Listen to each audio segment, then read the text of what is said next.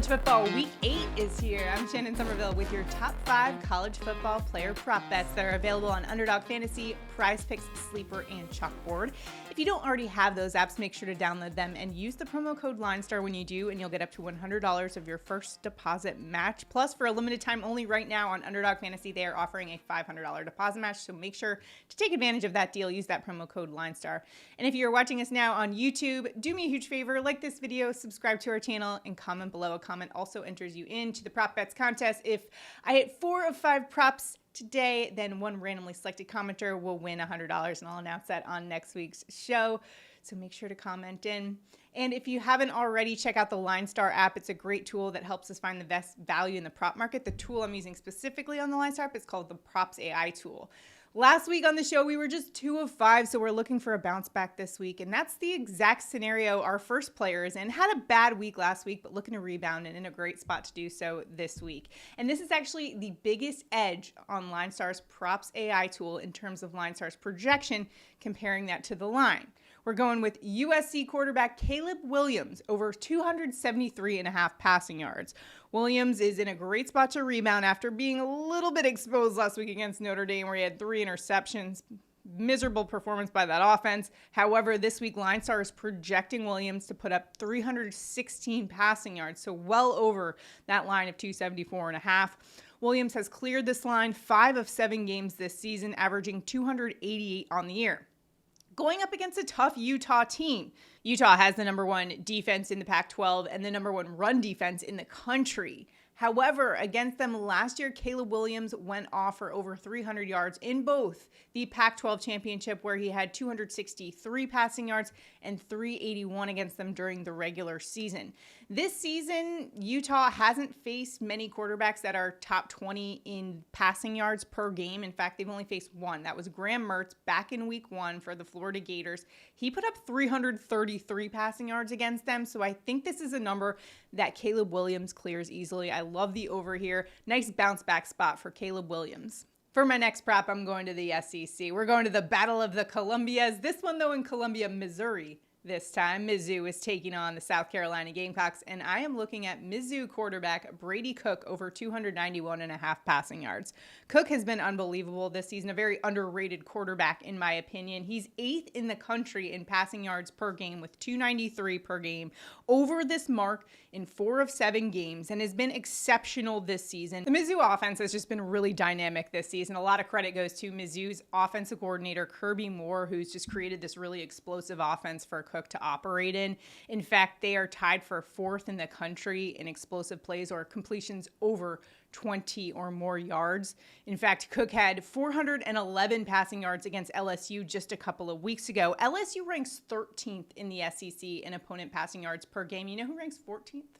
South Carolina. They are dead last in the conference, allowing 321.7 passing yards per game. And the Gamecocks also coming off a heartbreaking loss against Florida, where they gave up 423 passing yards in the air.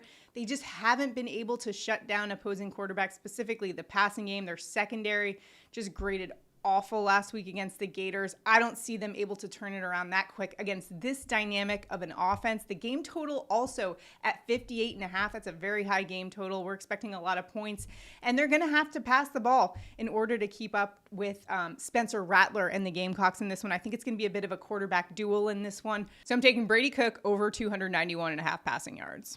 For our next pick, we're looking for a little correlation. We're keeping it with the Mizzou Tigers, and if Brady Cook is going to go off, so is his wide receiver, one of the best wide receivers in the country. That is Luther Burden. We're taking Luther Burden over 99.5 receiving yards, and while this number seems absolutely insane for anyone that's not Justin Jefferson or maybe Tyreek Hill, this actually makes total sense. He's averaging 115 receiving yards per game. I promise you guys, this guy is absolutely filthy, has gone over 5 of 7 games. And I talked about how South Carolina's defense has just struggled this season to contain opposing wide receivers. And in fact, last week against Florida, Ricky Pearsall put up 166 receiving yards. And then the week prior against Tennessee, Squirrel White had himself a game, put up 104 receiving yards. They just have not been able to contain explosive wide receivers.